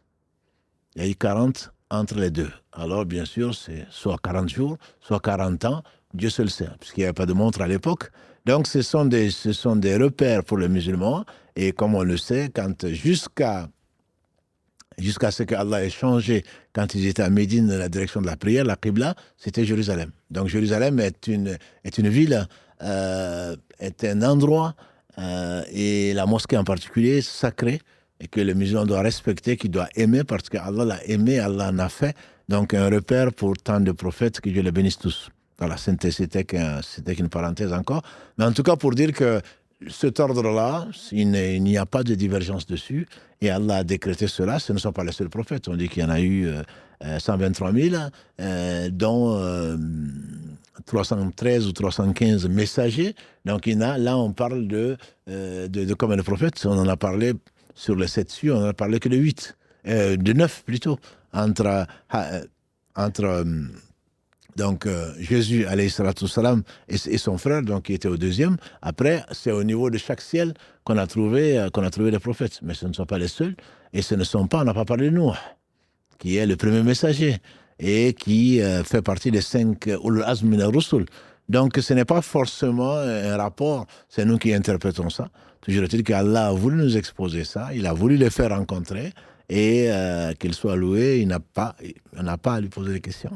Je pense que la question, elle était surtout dans le sens où est-ce qu'il y avait des enseignements à en tirer Est-ce que c'est par rapport aux difficultés que chaque prophète avait reçues, ou vécu plutôt, ou est-ce que c'était par rapport au nombre, par exemple, de fidèles qu'ils ont suivis? Tu en as parlé tout à l'heure. Non, ce n'est pas ça, puisque Moïse, alayhi salatu wassalam, aura beaucoup de suivants, et Ibrahim, non, il était au 7e ciel. C'est le père des musulmans, de l'unicité, des difficultés certainement, mais Nuh il a subi pendant 950 années des difficultés. Donc je ne pense pas qu'il faille que la raison rentre dans la révélation. Ça, j'insiste beaucoup dessus. Dieu seul sait pourquoi. Après que l'on essaie de comprendre, moi je veux bien. Mais si on comprend, il faudrait que ce soit basé sur la révélation et pas ce « je crois que, je pense que ». Donc c'est une révélation, il faut la prendre telle que, il faut en tirer les leçons qui sont évidentes et que Allah retrace dans le Coran ou que le prophète sallallahu alayhi wa sallam en a tiré, et pas dépasser ce stade-là, surtout que c'est dangereux, puisque dire d'Allah ce qu'on ne connaît pas, et surtout qu'est-ce que ça va nous apporter, quoi. Pas de déduction, quoi. Voilà, pas de déduction quand il y a la révélation. Et comme je te dis, Nuh, c'est lui qui me vient en tête parmi les 5 qui n'ont pas été... il y a 4 qui ont été cités, donc c'est Ibrahim au 7e, Moussa au 6e, Jésus au 2e, et lui-même Mohammed sallallahu alayhi wa sallam, et il reste Nuh, qui est, Allah dit dans le verset 2 de la sourate 17 d'ailleurs, « Innahu kana abdan shakura ». Et donc il était un serviteur très reconnaissant. Et c'est par cela d'ailleurs que au jour du jugement dernier, quand on va le trouver, on va dire au Nuh, et au Noé, toi qui es, que Allah a appelé un serviteur très reconnaissant. Donc ce n'est pas un manque de reconnaissance, c'est pas pour un manque de reconnaissance que Allah l'a situé, enfin ne l'a pas cité parmi les prophètes, parmi les prophètes donc à différents niveaux. Voilà, je pense que la question suivante, tu as répondu indirectement parce que c'était un peu similaire. C'était pourquoi en fait c'est Moussa qui, quand le prophète sallam redescend avec les 50 prières prescrites, pourquoi c'est Moussa qui se retrouve à chaque fois sur son chemin, lui dit non, remonte, c'est pas assez, c'est trop. En fait, c'est comme s'il disait, mais moi j'ai l'expérience, je l'ai vu. En Tout fait, à fait, c'est ce qu'il a dit d'ailleurs. J'ai fait l'expérience avec les fils d'Adam, notamment avec les fils d'Israël. Ils ne seront jamais supportés parce qu'il est resté avec eux. Allah seul sait ce qu'il a supporté.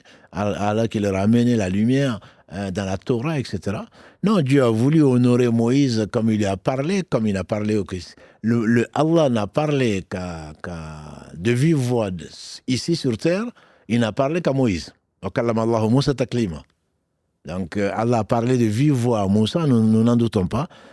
Est-ce que c'est une leçon dans tous les cas pour dire que Moussa, alayhi salatu wassalam, ce n'est pas le prophète que des Israélites, c'est notre prophète, c'est celui par qui Allah a diminué la charge, et il avait bien raison qu'on ne pourrait pas supporter 50 prières par jour. Les 5 déjà, on dit qu'en France, il y a 70% des musulmans qui avouent ne pas prier, carrément. Et pourtant, il n'y a que 5 prières, entre guillemets. Et donc, on doit prier quand on pense le bien que Allah subhanahu wa ta'ala a voulu pour nous au travers de la réduction par 10. On a 90% de réduction. Enfin, au moins 80% de réduction, plutôt, avec entre 50 prières et 5 prières. Et donc, c'est au travers de la demande insistante donc, de Moussa, alayhi salatu wassalam. Donc, on doit l'aimer. Allah l'a aimé. On dit que c'est le 3e meilleur prophète après, donc prophète Mohammed sallallahu alayhi wa sallam, Ibrahim, on dit que c'est Moussa qui est le 3e, mais peu importe, Allah les a tous aimés, Allah les a guidés, et Moussa a été, on croit à l'histoire, je pense qu'il faut surtout tirer des leçons de ça, plutôt que de poser la question, pourquoi Allah fait ceci, pourquoi Allah fait cela. Si ça nous apporte quelque chose, Allah nous aurait très certainement dit pourquoi, et ce n'est pas le cas. Concernant les 70 000 qui rentreront au paradis sans rendre des comptes. Est-ce qu'on sait pourquoi c'est ce nom, pourquoi ces gens, et est-ce qu'il y a des signes pour en fait essayer de leur ressembler, pour faire partie en fait de ces 70 000 là? La question a été posée et traitée le lundi, et un des lundis, il y a 10 jours peut-être. C'est une très très bonne question. puisque le prophète sallam les a décrits. Il les a décrits pour qu'on justement on essaye de leur ressembler, bien que Ukasha en a fait partie, puisque quand le prophète sallam a dit ça, nous on doit le demander, c'est pour ça qu'on vous le demande, mes sœurs et frères, de prier Allah. Ukasha, qu'est-ce qu'il a dit quand le prophète sallam a dit ça? Il était présent, Ukasha ibn Muhsin, il a dit ya Rasulallah, demande à Allah que j'en fasse partie. Voilà. Donc le minimum, c'est de demander à Allah d'en faire partie. Alors ensuite, tu assumes. Si tu veux faire partie des 70 000 qui rentreront au paradis sans rendre compte, mais le prophète sallallahu alayhi wa sallam disait, n'est-ce pas que la marchandise d'Allah, c'est le paradis, n'est-ce pas que la marchandise d'Allah est chère.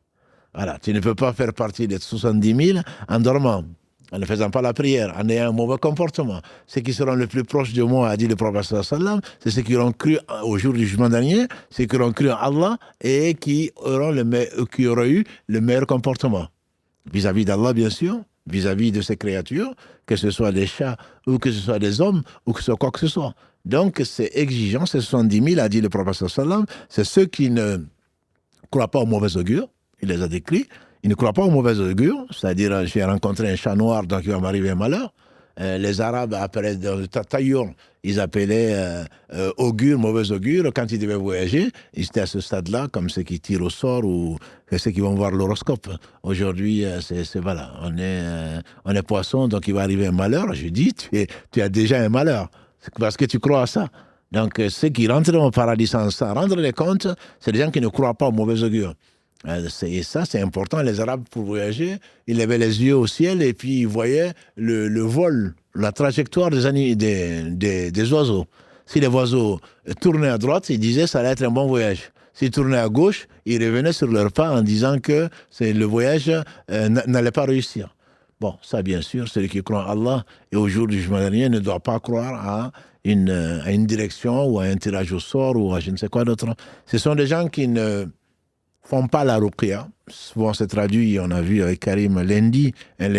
Ce sont des gens qui ne croient pas à la ruqya. Certains savants disent qu'ils ne font pas la ruqya, mais je pense que c'est une erreur, puisque le prophète sallallahu lui-même se faisait la ruqya. Il a été ensorcelé, alayhi salatu wassalam.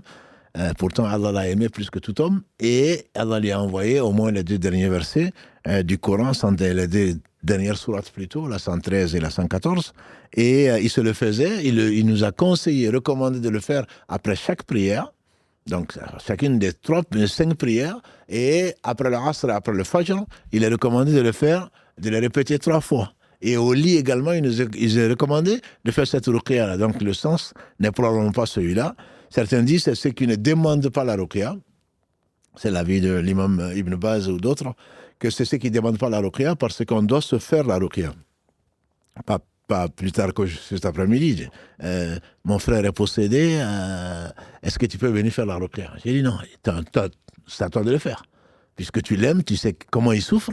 Et avec la Fatiha, Allah a guéri un homme musulman. Donc c'est vraiment l'amour et la croyance que tu peux avoir. Donc c'est Abu Saïd al-Khudri qui rapporte ce hadith. Un compagnon a lu la Fatiha et Allah a guéri un homme musulman. Donc on n'a pas à aller voir quelqu'un, un raqi comme on les appelle, pour 50 €, pour combien d'euros, etc. Non, c'est pas lui qui guérit, c'est Allah qui guérit. Donc tu dois te le faire toi-même, prendre, croire à la révélation. Et comme le dit le Cheikh Ousseymine, quand il fasse miséricorde, celui qui avait Khanzab, le shaitan qui fait les waswas dans la prière, et il a dit, le prophète sallam a dit, crache 3 fois à gauche, quand tu es seul, bien sûr, tu ne vas pas cracher sur les gens, et Allah il demande protection auprès d'Allah. Et il va partir. Il a dit, je l'ai fait, et Allah m'en a débarrassé. Et quand on fait la ruqya, quand on fait autre chose, c'est pas je teste Allah, je teste la parole du prophète sallam. Donc je suis convaincu que ce qu'il a dit est vrai. Et je me rappelle encore, je n'étais pas là, mais j'y crois, celui qui est venu dire que son frère avait des maux de ventre, le prophète sallallahu alayhi wa sallam lui a dit, donne du miel à ton frère. Et l'homme est revenu, il a mangé du miel, pourtant il a toujours mal. Il a dit, le ventre de ton frère a menti, et Allah a dit vrai, donne du miel à ton frère. Il a mangé à nouveau, il est revenu, il a dit, mon frère a mangé, et il a toujours mal. Il a dit que Allah dit vrai, le ventre de ton frère dit faux. Fais-lui manger du miel, et puis il est revenu, il a dit, Allah l'a guéri. Donc on ne fait pas, on ne prend pas un médicament ou on ne prend pas un verset, on ne prend pas ceci en disant peut-être que ça va marcher, on ne sait jamais. Non, si c'est celui-là, tu ne crois pas en Allah. Même si tu le dis par la bouche, tu ne crois pas. Donc il faut vraiment y croire. Et cette ruqya, donc il faut la faire, on peut la faire avec la Fatiha, avec autre chose, et Allah guérit. Et il a également insisté sur un point, c'est qu'ils mettent, donc la troisième explication qui me convainc plus, c'est qu'on ne fait pas de ruqya avec autre chose qu'Allah a révélé. Parce que la ruqya, en arabe, c'est les incantations. Et les Arabes appelaient au travers d'idoles, etc. Ça, c'est pas à faire. Est-ce que c'est pas à ça qu'il faisait allusion le prophète sallallahu alayhi wa sallam? Ce n'est sûrement pas de se faire la ruqya soi-même.